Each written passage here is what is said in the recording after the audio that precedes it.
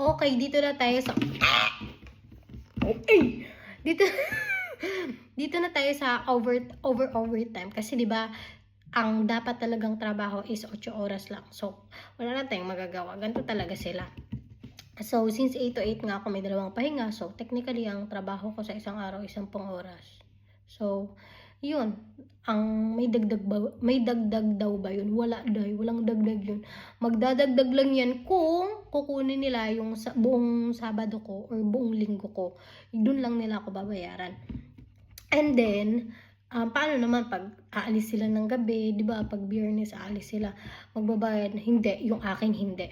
Pero kung bago pa lang kayo, kung ano pa lang kayo, huwag kayong papayag. Kailangan talaga may bayad. Kasi dun sa isa kong friend, may bayad siya kapag aalis yung mag-asawa, tas mag-overtime siya. Wala siyang papel nun. So, binabayaran siya.